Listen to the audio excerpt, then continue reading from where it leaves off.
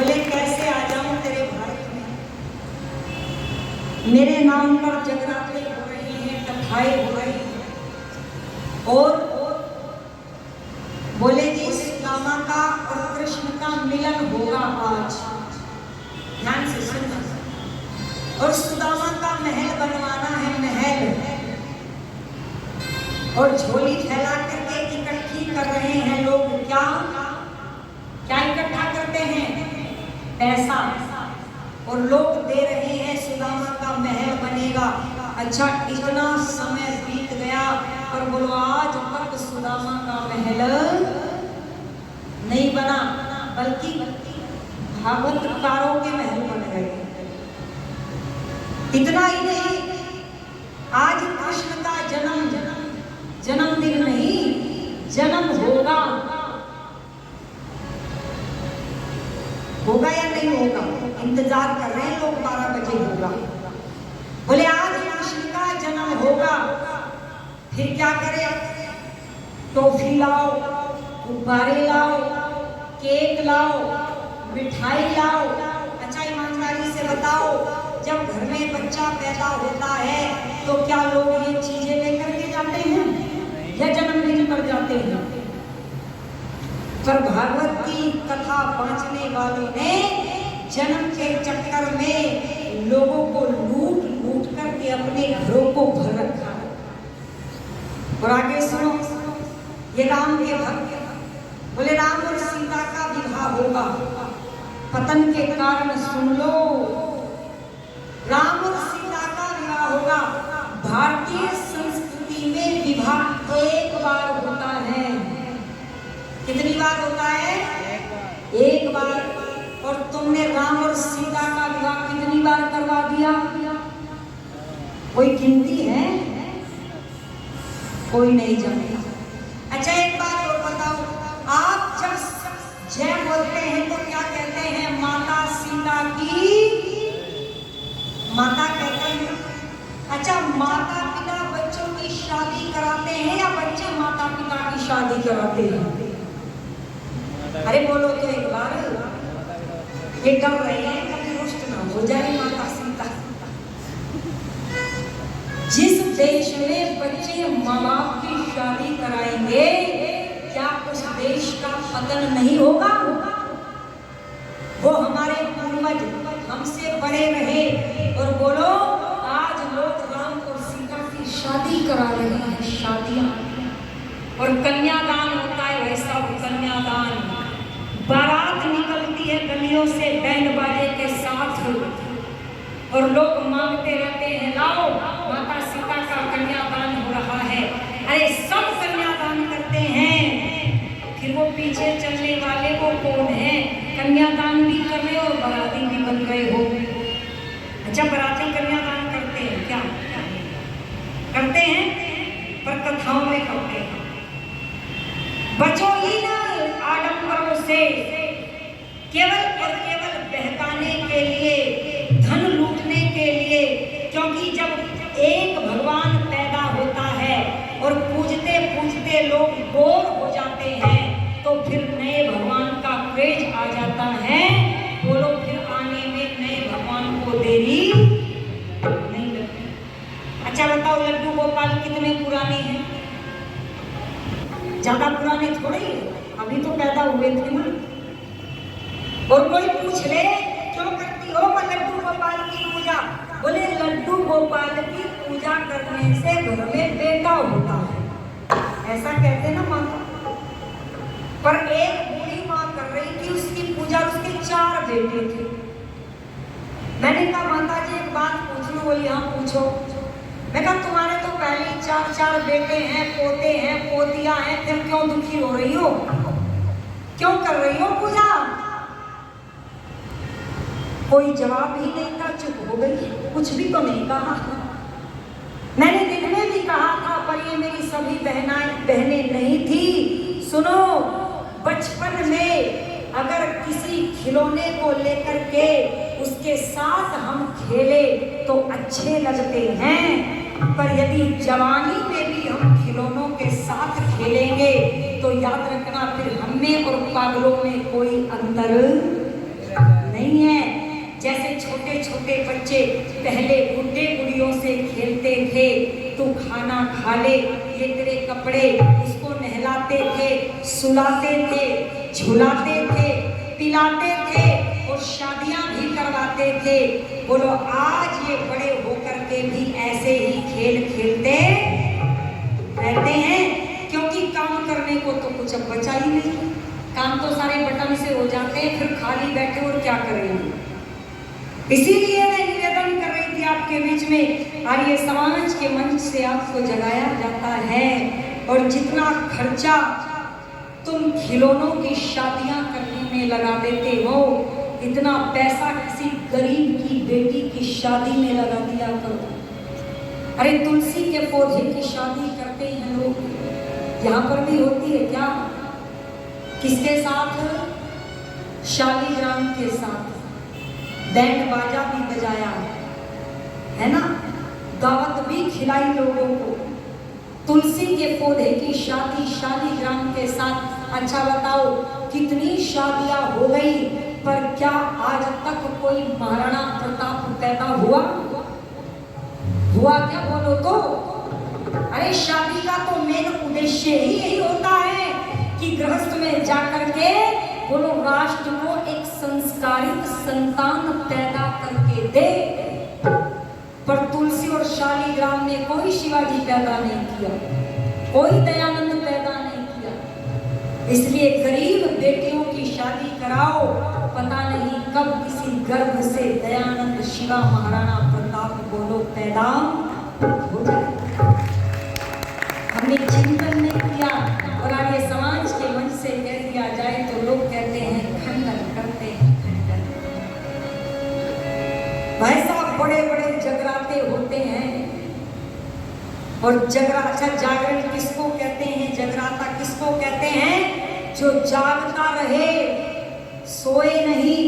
कैसे? अरे शरीर के लिए नींद जरूरी है, वो तो सोना पड़ता है, पर समाज के पाखंड और आडंबरों को जाग करके देखता रहे, राष्ट्र की रक्षा करे, उन्नति करे।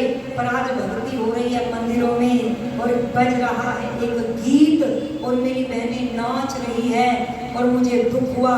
अरे 1 महीने का भी बच्चा नहीं, ऐसे ऐसे भी भक्त है, बच्चा 1 महीने का भी नहीं हुआ, अभी पैदा हुआ, उसको भी पीले कपड़े मुकुट माकुट पिन्हा करके परेशान कर रखा है,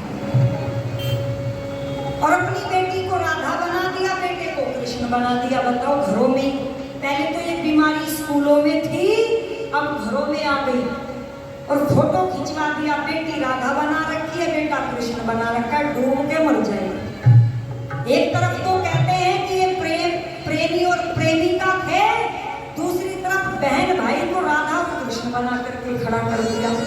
हिंदू जाति तेरा कोई कहीं पर उपाय होगा? और भक्ति हो रही है, भक्ति देखो, किसी को बुरी लगे यहीं पर मुझे कह करके चले जाओ। मेरा उद्देश्य किसी का दिल दुखाना नहीं है, पर दुख होता है देख करके जब भक्ति चलती है। क्या गा देना तुम सबको आता है, मुझे पता है। कौन सा? हो मनिहारे का वेश बनाया, शाम चूड़ी बेचने आया, मनिहारे का वेश बनाया, शाम चूड़ी बेचने आया। चलते हैं ना ये गीत? आप कह रहे होंगे बहन जी फिर हमें क्यों सुना रही हो? मैं इसलिए सुना रही हूँ आर्यो, ऐसे ऐसे गीत मंदिरों में तुम्हारे होते हुए बज कैसे जाते हैं? मैं बस ये पूछना चाहती हूँ, हम कर क्या रहे हैं? हमारे कानों में ये अश्लील गीत अपने महापुरुषों के विरुद्ध क्यों नहीं खलते? खलने चाहिए या नहीं? एक बहन कहने लगी हमें तो तरज अच्छी लगती है इसलिए गाते हैं, तो ठीक है तरज वहीं से ले लेते हैं, पर शब्द बदल दो और गाओ, ऐसे गाया करो। बोल देना क्या?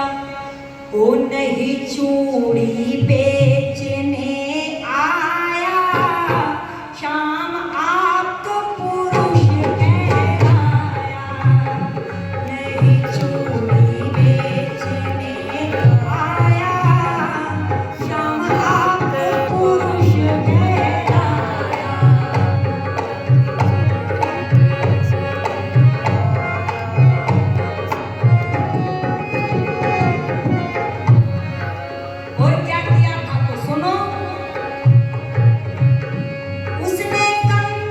को मार दिया था, उसने कंस को मार दिया था, जरासंध संहार दिया था, जरासंध संहार दिया था। शिशुपाल का शीश उड़ाया, श्याम आप पुरुष कहलाया। शिशुपाल का शीश उड़ाया, श्याम आप पुरुष कहलाया। नहीं चूड़ी बेचने आया, श्याम आप पुरुष कहलाया।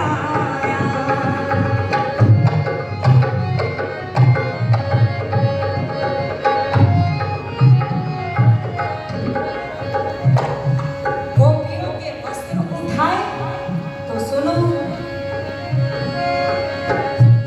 गोपियों के न वस्त्र उठाए, गोपियों के न वस्त्र चुराए।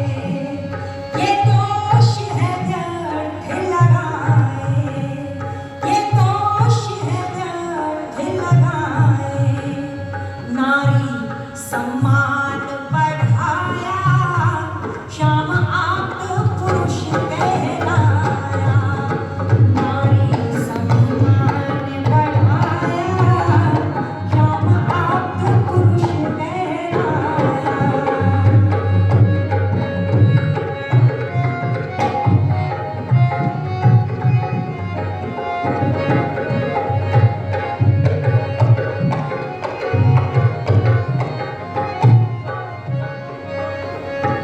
कृष्ण योगी थे सदाचारी, कृष्ण योगी थे सदाचारी। गृहस्थी होते हुए ब्रह्मचारी, कृष्ण योगी थे सदाचारी। गृहस्थी होते हुए ब्रह्मचारी। प्रद्युम्न सा बेटा बनाया, श्याम आप पुरुष कहलाया। प्रद्युम्न सा बेटा बनाया, श्याम आप पुरुष कहलाया।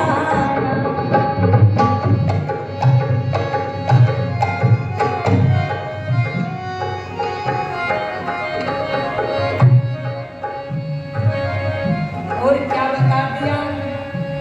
चोर नहीं था, झूठ नहीं बोला, शत्रुओं का दमन किया, राष्ट्र की उन्नति की, ब्रह्मचारी था, सदाचारी था, व्रतधारी था। ऐसे योगीराज श्री कृष्ण के बारे में लिख दिया है क्या? ओ गीता का पाठ पढ़ाया, श्याम आप पुरुष कहलाया। गीता का पाठ पढ़ाया, श्याम आप पुरुष कहलाया।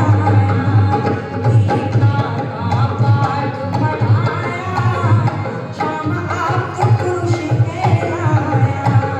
नहीं चूड़ी बेचने आया, श्याम आप पुरुष कहलाया। श्याम आप पुरुष कहलाया, श्याम आप पुरुष कहलाया।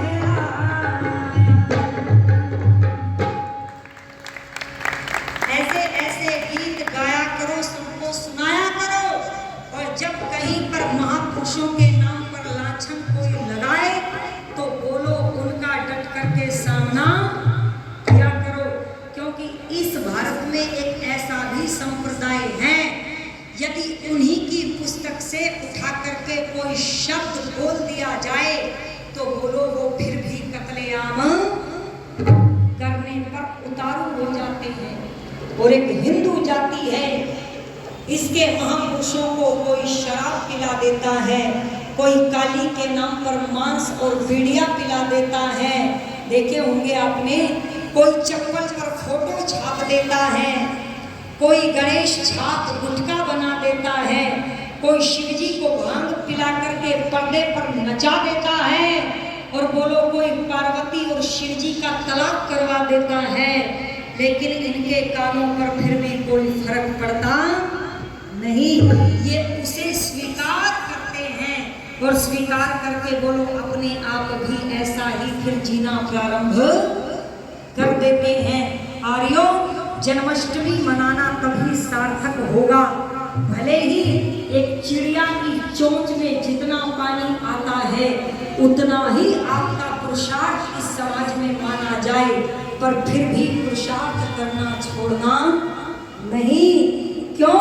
क्योंकि तसल्ली रहेगी कि जब आत्मा निकल करके परमात्मा की अदालत में पहुंचेगी तो हमारा नाम इस संसार को बिगाड़ने वालों में नहीं बल्कि बोलो सुधारने वालों में लिया जाएगा।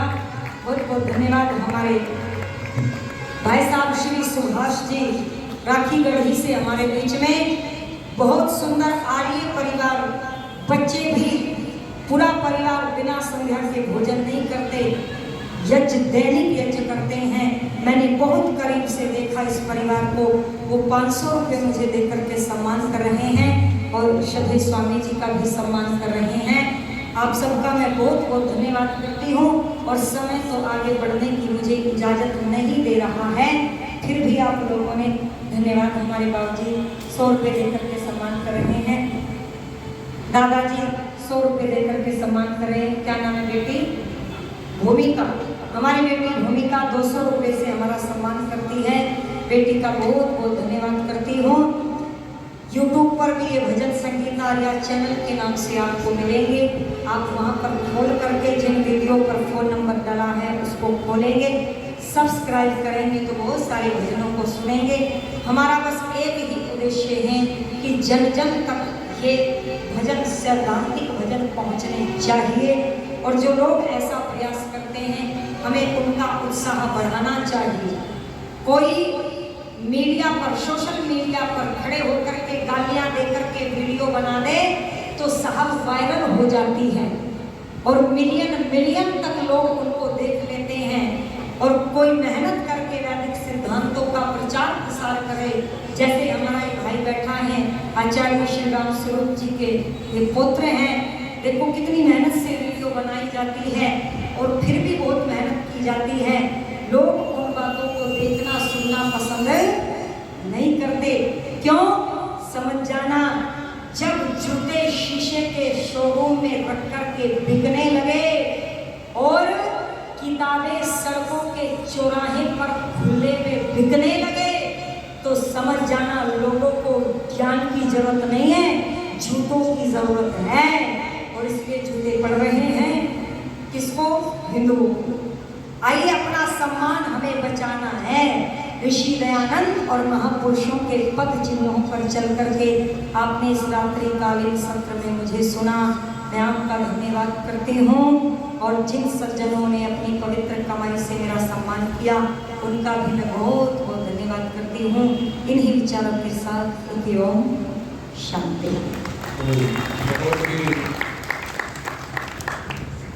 उपदेश प्रेरणादायी सारगर्भित विचारों को और श्री कृष्ण के जन्म दिवस के उपलक्ष्य में उनके चरित्र को उजागर किया है।